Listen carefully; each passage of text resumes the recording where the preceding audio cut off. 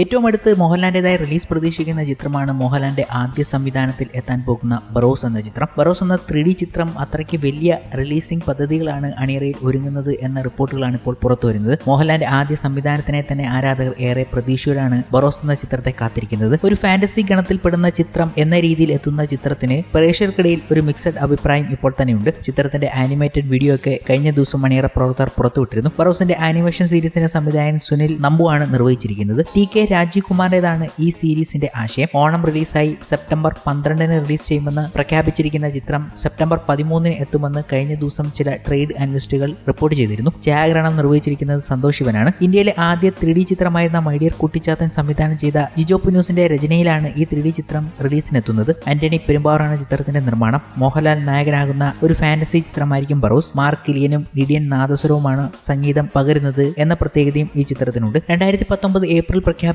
ബറോസ് എന്ന ചിത്രത്തിന്റെ official launch 2021 March 24 170ഓളം ദിവസം ചിത്രത്തിന്റെ ചിത്രീകരണം നടന്നിരുന്നു. ഇപ്പോൾ ചിത്രത്തിന്റെ റിലീസിംഗ് പ്ലാൻ ആണ് അണിയറയിൽ നടന്നുകൊണ്ടിരിക്കുന്നത്. ഗംഭീര റിലീസിംഗ് ആണ് കേരളത്തിലും മറ്റ് രാജ്യങ്ങളുമായി ചിത്രം ഒരുക്കാൻ പോകുന്നത് എന്നാണ് അണിയറ പ്രവർത്തകരിൽ നിന്നും ലഭിക്കുന്ന വിവരങ്ങൾ. കൂടാതെ ചൈനയിൽ പോലും ബറോസ് എന്ന ചിത്രം റിലീസിന് ഒരുങ്ങുകയാണ്. ബറോസ് പ്ലാൻ ചെയ്തിരിക്കുന്നത് 9 ലാംഗ്വേജിൽ റിലീസിംഗ് ആണ്. 9 രാജ്യങ്ങളിൽ ഒരേ സമയത്ത് റിലീസ് ചെയ്യുന്ന ബറോസ് ചൈനയിലും റിലീസിന് ഒരുങ്ങുന്നു. ഒരു മലയാള ചിത്രം ഇത്രയും വേൾഡ് വൈഡായി റിലീസിന് ഒരുങ്ങുന്നത് ഇത് ആദ്യമായിട്ടായിരിക്കും എന്നാണ് തോന്നുന്നത്. ഗംഭീര റിലീസിംഗ് ആണ് ബറോസിന് വേണ്ടി മോഹൻലാലും അണിയറ പ്രവർത്തകരും ഒരുക്കുന്നത്. കാരണം ഈ ചിത്രം ഏത് ലാംഗ്വേജിലും അക്സെപ്റ്റൻസ് ഉണ്ട് എന്നതുകൊണ്ട് തന്നെ ഈ ചിത്രത്തിന്റെ തീം എല്ലായിടത്തും സ്വീകരിക്കപ്പെടുമ്പോൾ എങ്ങനെയായിരിക്കും ഇതിന്റെ റെസ്പോൺസ് എന്നറിയാനുള്ള കൗതുകം ഓരോ പ്രേക്ഷകരിലുമുണ്ട്. മലയാളത്തിൽ മൈ ഡിയർ കുട്ടിച്ചാത്തൻ എന്ന 3D ചിത്രം എന്നത് കഴിഞ്ഞ് മറ്റൊരു 3D ചിത്രം ഒരുങ്ങുന്നത് മോഹൻലാലിൽ നിന്നുമാണ്. അങ്ങനെ ഒരു ആകാംക്ഷ അവിടെ കിടക്കുന്നു. കൂടാതെ ഇപ്പോഴത്തെ സാങ്കേതിക വിദ്യ കൊണ്ട് എങ്ങനെയായിരിക്കും ഈ 3D സിനിമ ഒരുങ്ങിയിരിക്കുന്നത് എന്നറിയാനുള്ള മറ്റൊരു ആകാംക്ഷ.